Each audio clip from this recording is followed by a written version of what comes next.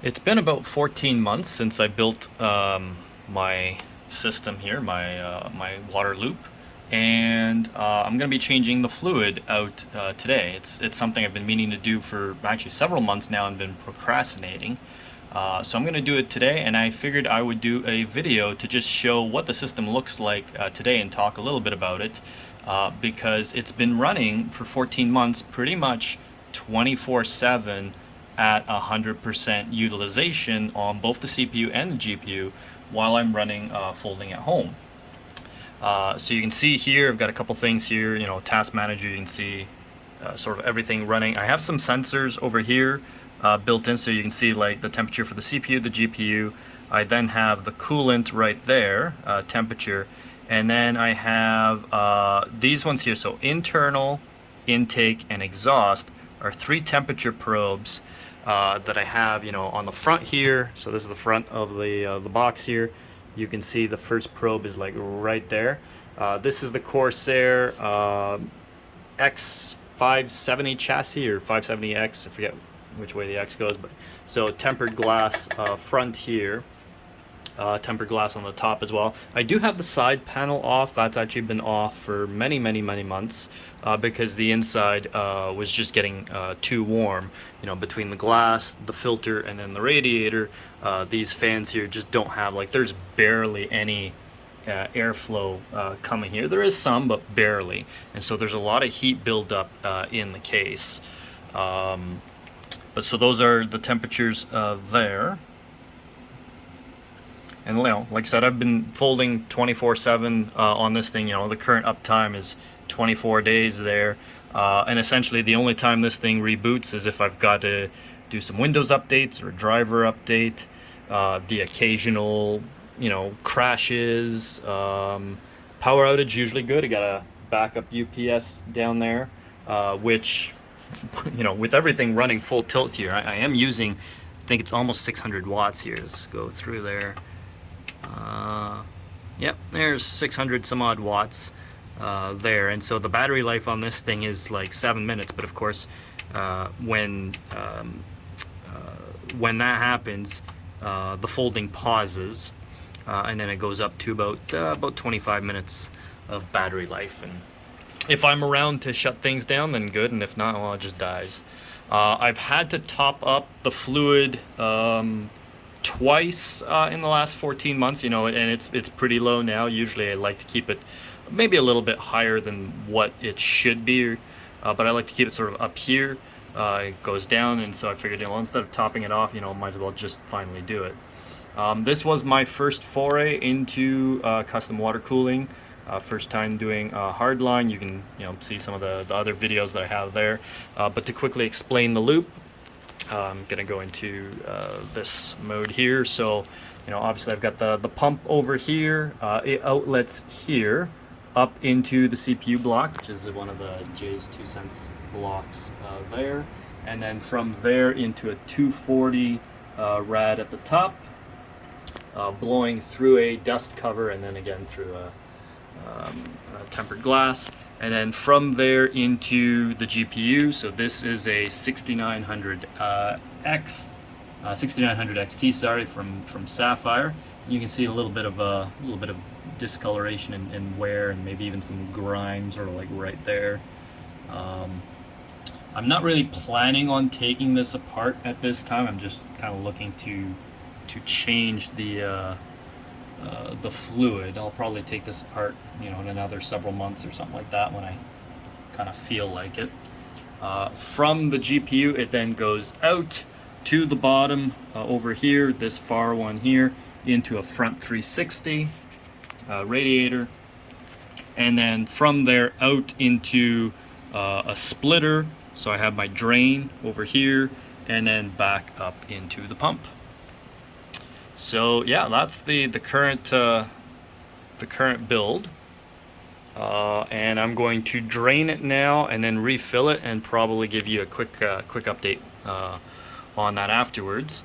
My plan is to drain it from here, so I'm gonna loosen off the fill cap over here, and then drain it from here. I had to do this before when I initially filled it because I had distilled water in there. Right now I have the Corsair, I believe it's called XC6 or whatever it is. Let me get the bottle.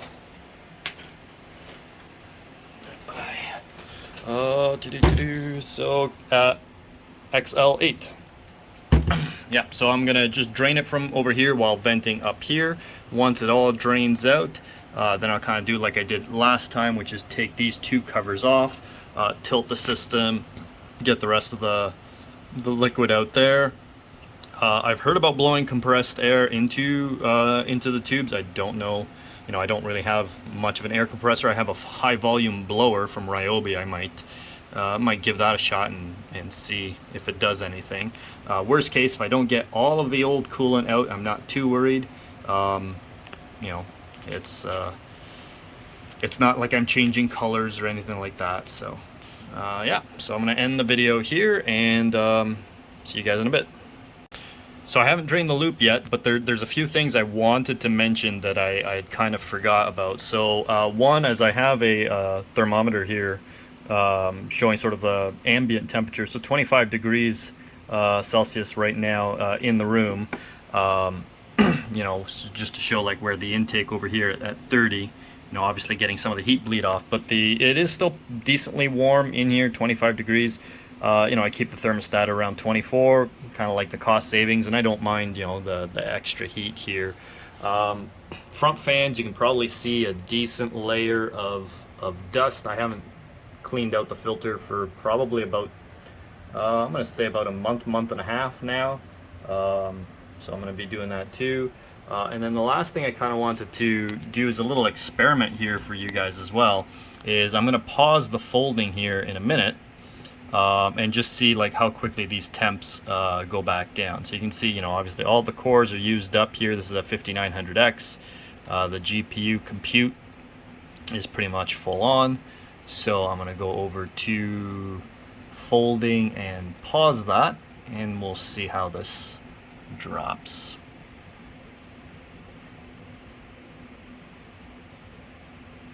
You can see right away, you know, the GPU just like dropped almost instantly from 80 down to 52. CPU's more gradual. The coolant, of course, you know, is always going to be the thing that takes the longest to cool off there. But actually, I was kind of surprised at this drop here. I wasn't expecting it to be that dramatic. As these things continue to drop, also point out, so this is all the water cooling components are Corsair's kit, with the exception of I've got JayzTwoCents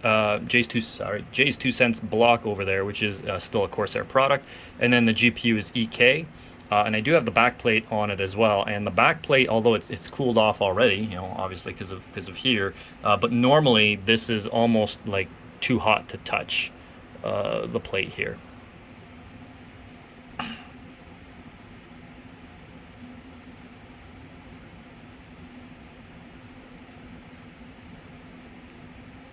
Okay, so it probably gives you a good idea of, you know, temperature reduction on these things. The top of the rads here, you can't really see it all that well.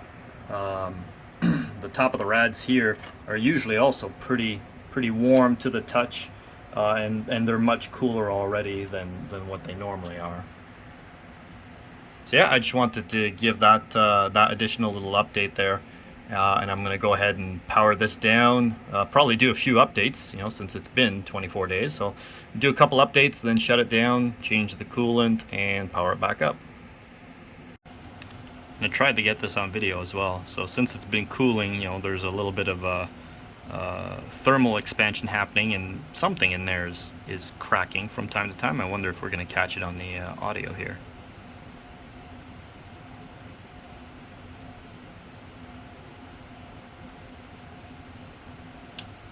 Oh, there was one. I feel like it's somewhere in the GPU maybe, but I'm not sure.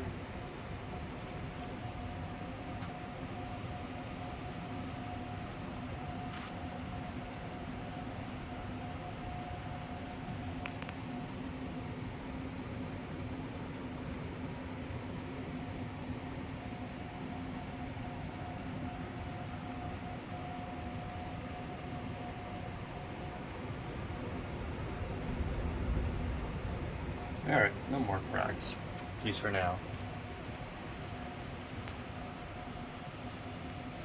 I'll end it here. Temps still kind of coming down.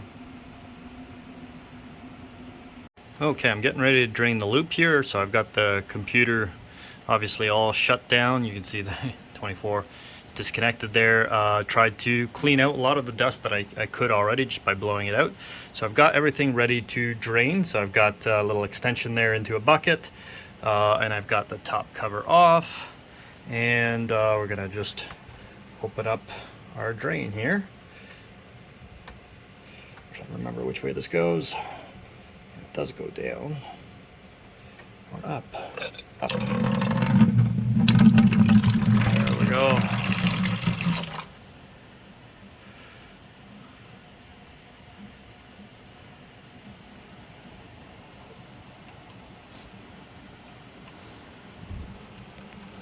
Still kind of coming out.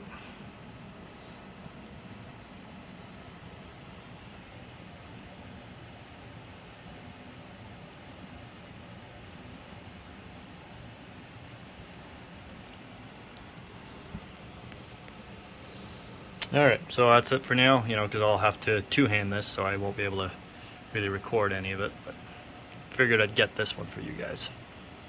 So this was a bit of a surprise. So this is one of the plugs here on the GPU, right there. And I don't know if I can catch this. I guess there's a little bit of debris that was butting up against that plug there, so I'm going to wash that out, and I'll probably check the other ones too, just to see what I see. Because yeah, there's that one there. I haven't tried. We're going to try now, see if it just wipes out or if it's kind of really on there. Yeah, it wipes off a little bit. So yeah. Okay, another update here. I've been struggling with a few things. You can see this is really not looking pretty at all. So I've been putting in some distilled water here to try to flush things out, and I guess I'm stirring up some sediment or whatever in there. I did have some problems getting the pump to flow at full speed. You know, I had the drain, the loop half drained, and I started filling it with distilled water and some leftover coolant from the first bottle I had, but the pump wouldn't pump the liquid through. You know, it would fill up this tube here, and then it'd basically like hang around here on this level here. This would be all empty, the GPU would be half empty, this return line would be all empty, and it's like it wasn't pushing it through. And I kind of figured it's a variable speed pump, so it must be sort of stuck on low speed. So it was, and in order to fix that, I have to come around to the mishmash that is Corsair. So this is not fun over here. This is the power for the pump, and then you know, you can kind of follow it from in here, these braided cables right there, out here. So there's the power for the pump, and then the sensor is over here, this braided cable. So I disconnected that sensor here from the commander, and that allowed the pump to just run at full tilt now. So if I come back around to the front, you know, I was going to originally just pull the USB headers down in there, but you know, I can barely get fingers in here, so I'd be able to pull it out with some difficulty. I'm not sure if I'd be able to get it back in. So I've done that instead, and the liquid is just very, very dirty, and I do have some sediment in the bucket from what I drained earlier. So I'm probably going to do a few passes of distilled water to flush this all out and then fill it. So I'm halfway through my drain, and that's all the guck that's come out of there. Alright, so it was a bit of pain in the ass, but the loop is filled.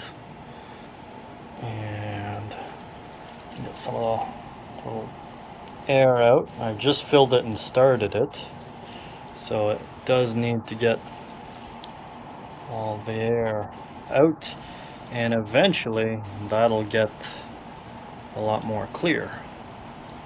It is a little foamy at the top though, which is a little weird, but I'll let it like this for a little bit and see how it goes. And I mean, worst case, if I gotta drain it and fill it again, I'll do that. Okay, I wanted to provide a little bit of an update. We're now 2 days later, so 2 days since draining and filling the loop, and things are looking much better. The liquid in the in the reservoir here is cleared up quite nicely. Most of the bubbles have gone away, and of course the remainder of will go away in the next few days. I'm not too worried. Things are much clearer now, much cleaner.